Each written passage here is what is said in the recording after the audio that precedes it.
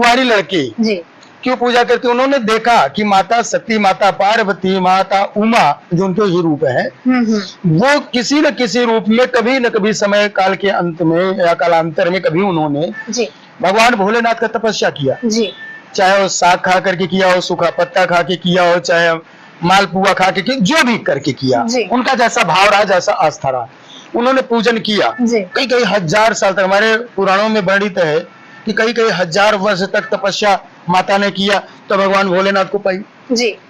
उसके बाद में गौरी पूजा के लिए प्रथा चली जी। जब माता ने भगवान भोलेनाथ के लिए किया तो एक बिचवई होता है, आर्बिट्रेटर जिसको इंग्लिश में कहते हैं, जी, जी, मध्यस्थता, ठीक है ना। तो भगवान भोलेनाथ को प्रसन्न करने के लिए लोगों ने क्या किया, माता को पकड़ा, माता की पूजन चालू की, जिसमें सबसे पहले गौरी पूजन का विधान आता है सीता माता के लिए जी। कि जिस समय माता सीता भगवान राम को वर के रूप में पाने के लिए गई जी। किसका पूजन किया था? गौरी माता का किया। गौरी माता को क्यों किया? और चाहती तो डायरेक्ट भोलेनाथ को कर सकती थी ना जी।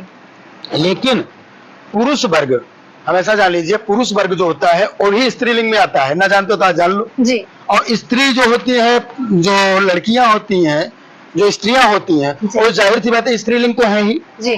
क्योंकि प्राण पिता परमेश्वर सबको कहा गया है। किसको कहा गया? भगवान को कहा गया है ना जी। परमेश्वर को कहा गया है, तो वो सबके पति है जी। हम लोग आरती भी करते हो, हम जय जगदीश हरे, तो उसमें देखो लिखा गया है, ठीक है कि नहीं? आप आरती पढ़ना पूरा तो उसमें देखना पाओगे आप। तो हम लोग भी चंदन लगाते हैं जी। तो हम लोग जब पूजा करते हैं तो डायरेक्ट भगवान भोलेनाथ को करते हैं जी। लेकिन लड़कियां जब करती हैं तो माता को आगे करके करती हैं, क्योंकि मर्यादा के अंतर्गत होता है, पर्दा के अंतर्गत होता है। आप भी कहीं जाती हो तो माँ के साथ में जाती हो जी।